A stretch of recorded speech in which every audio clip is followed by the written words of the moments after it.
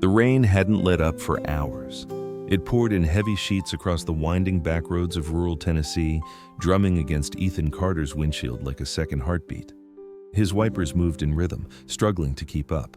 The world outside was smeared and gray, the kind of rain that made the sky and the earth blur at the edges, as if time itself had slowed.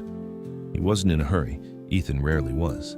A man of few words and steady habits, he'd spent the afternoon picking up supplies in town for the week ahead. Flour, oil, a few bolts for the busted gate out back.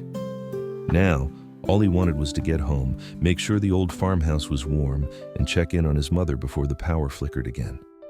But then, just past the curve near Miller's Creek, his headlights caught movement.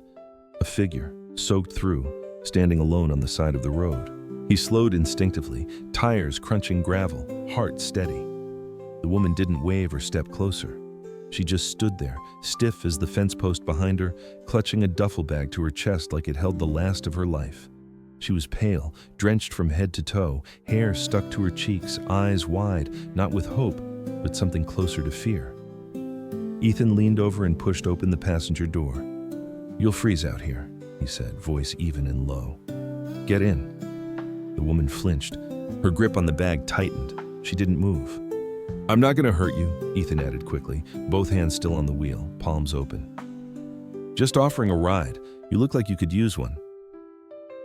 For a moment, the rain answered in her place, slanting sideways now, needling across the windshield in icy gusts. The woman glanced behind her, toward the trees. Then at the open truck door, then back at Ethan. He didn't rush her. He didn't say anything more. And eventually, maybe because of the thunder that cracked loud overhead, or maybe just because she didn't have any strength left, she nodded once. Barely. "Okay," she whispered. She moved slowly, cautiously, slipping into the seat like someone expecting the floor to fall out beneath her. Her body curled in on itself, legs tight to her chest, arms still wrapped around that bag. She didn't look at him. Ethan pulled the door shut and started forward again, headlights slicing through the gray dusk. For the next few miles, they rode in silence. The only sound was the hum of the engine and the rhythmic squeak of the windshield wipers. "I'm Ethan," he said after a while. He kept his voice soft, as if speaking too loud might scare her off. "You don't have to tell me yours, not unless you want to." She didn't answer at first. Her hands were trembling slightly, her hair plastered to her forehead. Rain dripped from the sleeves of her coat, forming a small pool between her boots. Then, quietly, she said, "Grace." No last name, no town, just that. "All right, Grace," he replied. "You're safe now." He turned off the main road and onto a gravel path lined with bare pecan trees. The wheels crunched and dipped through shallow puddles. At the top of a small hill, a warm porch light glowed from a weathered farmhouse. Just past it, a smaller cabin stood tucked near the barn, its windows dark but dry. Ethan pointed. "You can stay there. It's got heat. Bathroom works. I'll bring you blankets and something warm to eat." Grace finally looked at him then, just briefly.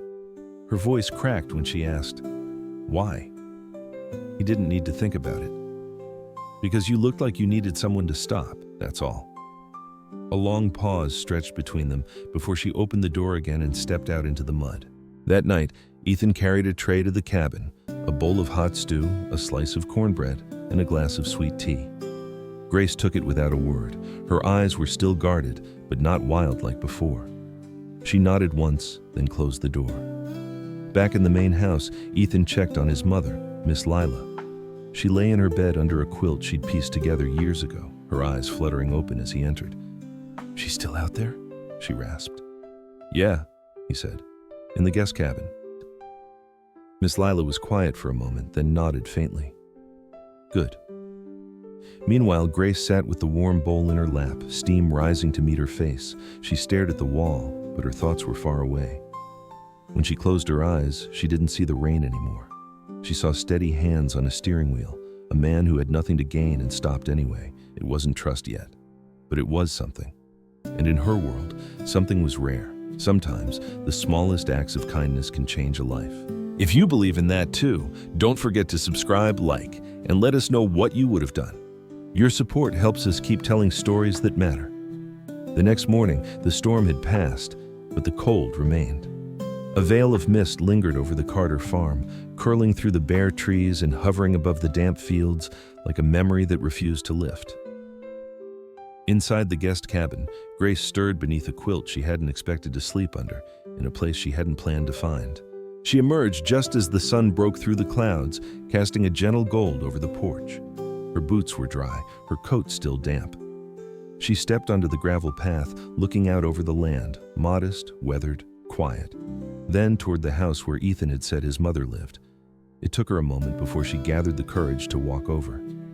Ethan greeted her at the back door with a soft "morning," already standing over the stove, frying bacon in a cast-iron pan. The scent of hickory smoke and black coffee welcomed her like an old memory she hadn't earned. "You don't have to join us," he said, flipping the bacon without looking up. "But you're welcome to." She hesitated at the threshold, as if waiting for a catch. "Us?" "My mama, Miss Lila. She don't talk much these days. Had a stroke last year, but she likes company, especially if you bring coffee." Grace gave a faint smile, almost reflexively. "Then I'll bring the coffee." Inside, the house was small but full of life's textures. Soft lamplight, crocheted throws, photo frames slightly tilted, the faint hum of gospel music from a dusty stereo. Miss Lila sat by the window in a high-backed chair, her shawl draped over thin shoulders. Her hair, neatly braided, was streaked silver, her eyes cloudy but not lost. When Grace entered, Miss Lila's gaze slowly turned. "Pretty," she murmured, voice slurred but audible. Ethan smiled. "Mama, this is Grace. She's staying with us a bit." Grace nodded politely, unsure where to sit, unsure how to be. She chose the edge of a chair, barely letting herself lean back. Breakfast passed in near silence. Grace ate quietly, eggs, grits, toast, but every bite felt like something more than food. It felt like permission. "You cook like someone who learned from a Southern grandmother," she said without thinking. Ethan shrugged. "She taught me everything. Daddy passed early, so it was just us for a while." Grace nodded. "Mine left, never came back." Nothing more was said after that, but something shifted, some unspoken thread of mutual understanding stitching itself between them. Later, Grace offered to help clean up. Ethan shook his head. "You're not staff." "I'm not furniture either," she said gently. "It's been a while since I felt useful." He handed her a towel. "Then you dry. I'll wash." They moved together easily, like two people learning to share a rhythm. Grace asked about the chickens. Ethan talked about Ella and Billy, his two loudest hens. She smiled, her first real one in days. By the third morning, Grace was waking early, pulling on boots without being asked, tending to the hens like she'd always known them. She found peace in routine, found meaning in motion. She didn't talk much, but her hands remembered things, how to massage stiff fingers, how to coax movement from limbs that had stopped trying. Miss Lila, once withdrawn, began responding. A hand squeeze here, a half smile there. But outside the farm, the world wasn't as forgiving. One afternoon, while Grace helped Ethan stack wood near the barn, a neighbor passed by in a rusted truck. He slowed just enough to let the window down, spat into the dirt, and muttered, "Another stray, huh?" Ethan didn't respond, but Grace heard it. She turned away quickly, pretending not to. A few days later, Sheriff Rick Dalton showed up unannounced. His cruiser pulled into the gravel driveway with the slow, deliberate weight of someone who expected doors to open for him. He stepped out, tipping his hat. "Morning, Ethan." Ethan wiped his hands on a rag and nodded once. "Sheriff." Dalton looked toward the guest cabin, then back. "Heard you've got a guest." Ethan didn't answer. Dalton continued, voice low. "You don't know who she is. Folks don't end up in the middle of nowhere for no reason. Thought you should know." Ethan's jaw flexed slightly. "Appreciate the concern, but I trust my gut." Dalton tipped his hat again, but his smile didn't reach his eyes. "That's your right. Just don't be surprised if trouble follows." When he left, Grace was already standing at the edge of the barn, her face pale, her posture rigid. "I didn't mean to bring attention," she said quietly. Ethan shook his head. "You didn't bring anything. They just don't like what they don't understand." That night, Grace barely slept. Through the thin cabin walls, Ethan could hear her turning, restless. At one point, a low whisper slipped through the dark. "I should have done more." He didn't ask. He didn't press. but something inside him ached for her. The next morning, Grace was quiet again, her movements sharper, more distant. She cooked eggs, folded linens, carried feed to the hens, but her eyes had retreated somewhere far behind her face. Ethan let her be, until a silver sedan rolled down the driveway that afternoon. It was too clean, too polished. The man who stepped out wore a suit that didn't belong in a place with gravel roads and chicken coops. He knocked 3 times, crisp and rehearsed. Grace came out of the cabin just as Ethan answered the door. The man smiled. "Dr. Grace Mitchell?" Ethan turned to her, surprised. She froze. Her breath caught in her throat. "Daniel," she said flatly. He offered a folder. "The board closed the review. Charges dropped. No permanent mark on your license." Ethan blinked. "Review?" Daniel continued. "I came personally because the hospital wants you back, and truthfully, I wanted to see for myself why someone with your reputation vanished into the hills." Grace stared at the envelope like it might burn her hands. "Tell them I said no," she replied. "Are you sure?" he pressed. "You have a second chance." "I had my chance," she said softly. "They didn't want the truth. They wanted someone to blame." And just like that, Daniel turned, got in his car, and left. The dust from his tires hadn't settled before Ethan asked, "What did he mean, doctor?" Grace sat down on the porch step. Her shoulders sagged. "I was a physical therapist, specialized in stroke recovery, worked at a private rehab clinic.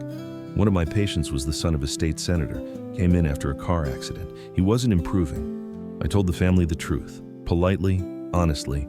They didn't like hearing it." She swallowed hard. 2 weeks later, I was accused of inappropriate conduct. Nothing provable, just whispers. That was enough. My license was frozen. My name was smeared. I was let go before I could defend myself. Ethan sat beside her, letting the silence stretch. "You ever fight it?" he asked. "I tried, but the system's built to protect the loudest voice, not the truest one." He nodded slowly.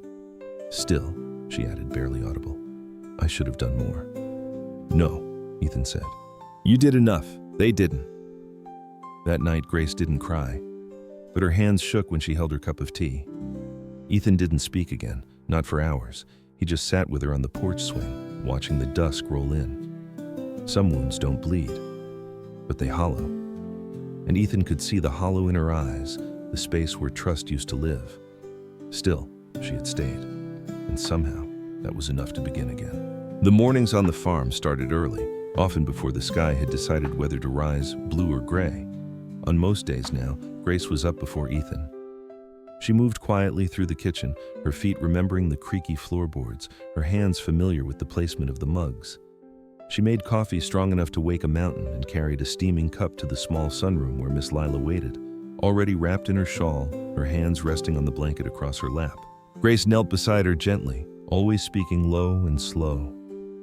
"All right, Miss Lila," she would say, laying a soft therapy ball in the older woman's hand. "Let's show this little guy what we're made of." The first time Miss Lila's fingers curled around that ball, Ethan was standing in the doorway, silently holding his breath. It wasn't much, just a slight squeeze. But it was enough to mean something had shifted. Grace didn't cheer or make a scene. She simply nodded and whispered, "That's it, just like that." Day by day, inch by inch, Miss Lila responded. Grace guided her through arm lifts, wrist stretches, even soft facial exercises that coaxed more control back into her voice. She never rushed, never demanded. She didn't treat Lila like a patient, but like a person who still had dignity even when her body refused to cooperate. And slowly, Lila began to return. She hummed along with the jazz records Grace brought in: Billie Holiday, Ella Fitzgerald, Nina Simone. One morning, as sunlight spilled across the kitchen tiles, Miss Lila looked up and said, clear as glass, "You came back." Grace blinked, her voice catching. "Yes, ma'am, I did." That afternoon, as they took sweet tea out onto the porch, Ethan glanced at her differently. "You've got a way with her," he said. Grace shrugged. "I've worked with people like her before." "No," he said, "not like that. Most folks treat people like my mama like they're half here.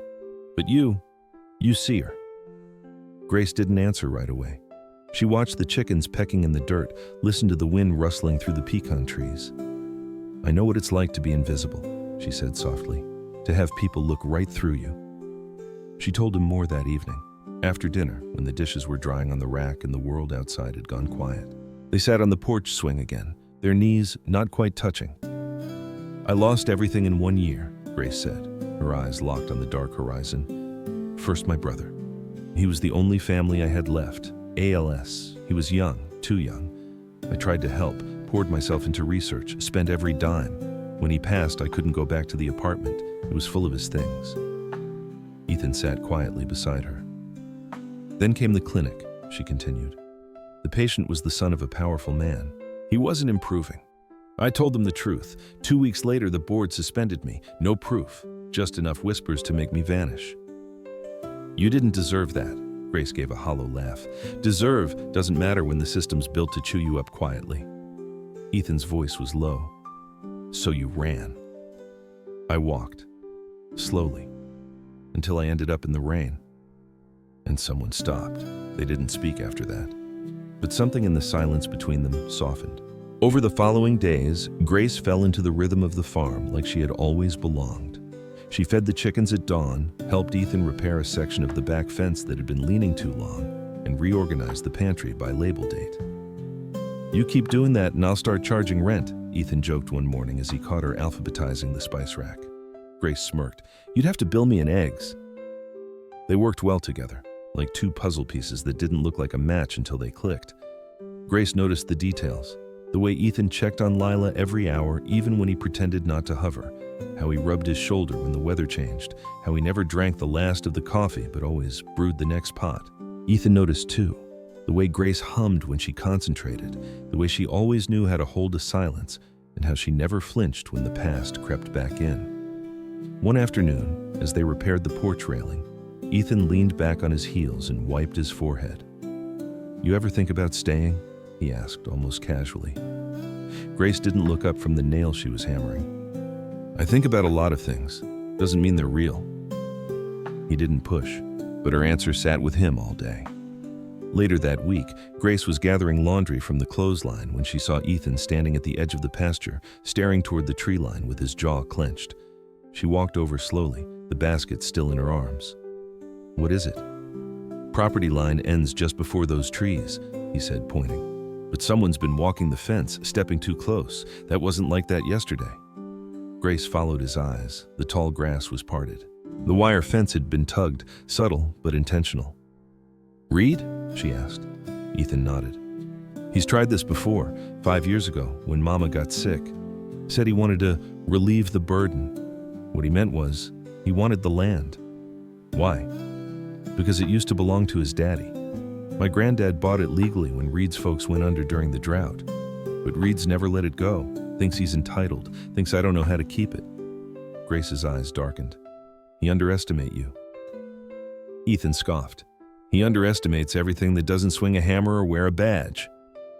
That night, as the crickets chirped and the moon hung low, Ethan stepped into the barn to check on a noise he thought he heard. Grace, still in the kitchen, looked up when she heard him curse. She followed him in moments later and found him standing near the back wall, flashlight illuminating a rough carving etched into the old beam. "Last warning." Ethan stared at it, jaw tight. "It's him," he said flatly. Grace touched the letters with her fingertips, then looked up. "You gonna call the sheriff?" "I already know what he'll say." And Ethan was right. Sheriff Rick showed up the next morning, scratched his chin and muttered, "Could be kids messing around, teenagers looking for a thrill." "Kids don't leave threats for grown men," Grace said sharply. Rick raised an eyebrow. "You sure you want to get involved in this, Miss Mitchell?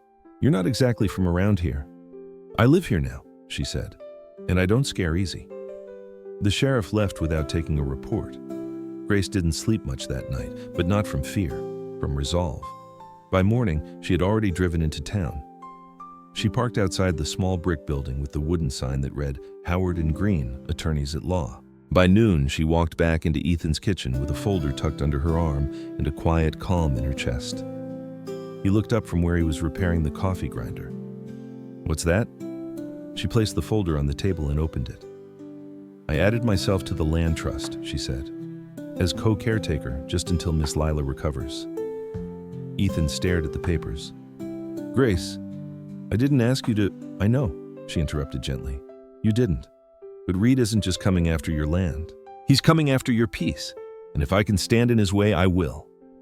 Ethan said nothing for a long time. Then, quietly, he stood, walked to her and wrapped his arms around her. She didn't resist. Because this time, for once in her life, Grace Mitchell wasn't running. She was standing her ground, and she wasn't doing it alone. The autumn wind had started to whisper through the fields, rattling dry pecan leaves across the porch and tugging at the hem of Grace's cardigan as she helped Miss Lila through her afternoon stretches. The older woman had more control now, more movement in her wrist, better balance on her left side. But today, she was distracted. Her eyes kept drifting toward the study across the hall, where the sunlight landed on a narrow bookshelf built into the wall. Grace paused, watching her. You okay, Miss Lila? Lila's gaze held steady. Then, with effort, she lifted one hand and pointed. There's something there. Later that afternoon, Ethan helped his mother into her recliner and followed Grace to the study. She ran her fingers along the edge of the bookcase. Here, she said, pressing gently. Something clicked, a faint, hollow sound. They pried open a small panel in the back of the shelf, revealing a dusty metal box marked in faded ink. Property records, 1970-1985. Inside were yellowed documents, maps, deeds. Some were typed, others written in careful cursive. Near the bottom, folded neatly, was a notarized letter dated 1977. Grace read it aloud while Ethan stood beside her, still and silent. It was from Ethan's grandfather, a formal statement outlining a private loan made to Reed's father during the drought. The letter detailed how the Carter family had stepped in to help when the Granger farm was on the brink. When the loan went unpaid, the deed was transferred, legally, cleanly, with court approval. Grace looked up, eyes wide. This proves everything. Reed's family didn't lose the land unfairly. They sold it because they had to. Ethan reached for the letter, reading it again, slower this time. All these years, he said under his breath, he's been twisting the story, playing victim, making me look like the thief. Grace placed a hand gently on his arm. You have to show them, not just Reed, the whole town. They won't care. Most of them already picked a side. Then we give them a reason to reconsider. Together, with help from the local attorney Grace had visited before, they arranged a town meeting at the community hall that Friday. Word spread faster than Ethan expected, helped along by Ruth's old friends from church and a few curious voices from town who'd always wondered about the land dispute but never dared ask. When they arrived that evening, the hall was nearly full. Folding chairs lined up in rows. Reed sat near the back, arms folded, expression unreadable. Sheriff Rick stood by the exit, avoiding Ethan's eyes. Grace stood off to the side, heart pounding. She hadn't spoken in public since the day they dismissed her from the clinic. But now, here, with dust rising from beneath her boots and the faint smell of old wood in the air, she felt her breath steady. The attorney, Anna McCullough, stepped forward first. She laid out the documents one by one on a projector screen. Deeds, court filings, land surveys. Then she showed the notarized letter. This transfer was not only legal, she said. It was life-saving. The Carter family stepped in when the Grangers faced foreclosure. What's happening now is not a fight for justice. It's the rewriting of history through intimidation. The room was quiet, heavy with the weight of realization. Then Grace stepped forward. She looked at no one and everyone all at once. I'm not from here, she began, her voice soft but clear. And I've made mistakes. I've also been accused of things I didn't do. I know what it's like to have your name dragged through the mud before anyone asks for your side. I didn't stand up then, not loudly enough. But I'm standing now. She looked toward Ethan, then at Reed. Because the man who took me in when I had nowhere to go didn't ask for anything. He didn't judge. He just opened a door. Grace paused, her hands trembling slightly. I came here broken, but I stayed because something about this place, this family, helped me believe in steady things again. Things like decency and truth. She stepped back. Silence followed. Then a soft sound, the whir of wheels. From the corner of the room, Miss Lila, in her wheelchair, rolled forward slowly, guided by Ethan. At the microphone, she steadied herself, her voice quiet and rough, but unshakably clear. Truth, she said. doesn't shout, it waits. She looked directly at Reed, but it doesn't wait forever. No one clapped, but no one argued either. Reed stood abruptly, jaw clenched, and stormed out. Sheriff Rick followed moments later, his face flushed, his hands buried in his coat pockets. As the door slammed shut behind them, the tension that had gripped the room seemed to ease, like a window had finally been cracked open. Ethan turned to Grace, his chest rising and falling in steady rhythm. "You did that," he whispered. She shook her head. "We did." He looked at her, really looked, and in her expression he saw not the woman who had stood soaking on the roadside weeks ago, but someone who had reclaimed her name, who had stepped into the light by her own choice. Grace Mitchell no longer hid in shadows. She stood beside him, tall, steady, and whole. Weeks passed, and with them came a quiet kind of unfolding. Not dramatic, not rushed, but like the slow bloom of something long buried beneath frost. The air on the Carter farm grew crisper with every sunrise, the scent of turning leaves and wood smoke settling into every porch rail and window pane. Grace returned to the clinic in town, not because anyone asked her to, and certainly not for the paycheck. She simply showed up one morning, a clipboard in her hands and a soft determination in her step. "I'd like to help," she told the new director, a woman who blinked in surprise before offering her a cautious smile. "Just to observe, volunteer, nothing official." By the second week, her name was on the staff board in dry erase marker, Grace, PT volunteer. Patients began requesting her by name. A boy with a fractured wrist grinned when she made him laugh through the pain. An older woman in recovery whispered, "You've got healer's hands." Grace didn't say much in return. She just nodded and kept showing up. In town, people began to greet her differently. The barista at the diner remembered her tea order. The cashier at the hardware store asked how Miss Lila was doing. A woman at the farmer's market offered her a basket of late summer tomatoes and said, "You've brought that old place back to life." But it wasn't just the farm that had changed. It was Grace. At home, Miss Lila spoke full sentences now. She no longer needed help sitting up. Some mornings, she even moved from the recliner to the kitchen table on her own. She spoke with a quiet clarity that surprised even herself. "This one," she said one afternoon, gesturing to Grace while they played a slow game of cards. "She walks like she's been broken, but never bent." Grace smiled, folding a winning hand. Ethan was on the other side of the yard that day, fixing a broken fence post, his sleeves rolled, hands covered in dust. Grace joined him after laying Miss Lila down for a nap. She didn't have to ask what needed doing. She picked up the pliers and worked beside him, their hands moving in sync like they'd been doing it forever.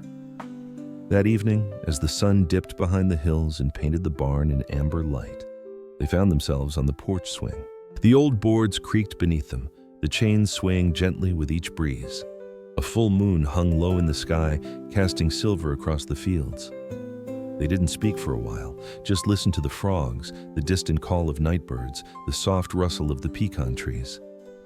Then, Grace, her voice quiet, said, "I used to think I'd never feel safe again." Ethan didn't look at her, just stared into the night, his voice calm. "I used to think no one would choose to stay." Grace turned to him. "Then maybe we both were wrong." He met her gaze, and in the stillness that followed, something passed between them that didn't need words. Just then, a soft glint caught Grace's eye, far off near the edge of the property. A glimmer of metal, a shape. Parked beneath the trees, barely visible in the moonlight, was a silver car, unmarked, still, watching. Her heart tightened, but she didn't flinch. Ethan followed her line of sight. His eyes narrowed, his jaw set. He didn't move to grab a light or a tool. He didn't stand. He just sat with her, his hand resting over hers now. The past might still be watching. But so were they. They were no longer waiting to be rescued. They were choosing to stay. Sometimes, healing doesn't come with a finish line. It comes with a front porch and someone willing to stay. If this story moved you, share it, subscribe, and remember, everyone you meet is fighting a battle you don't see. Be kind.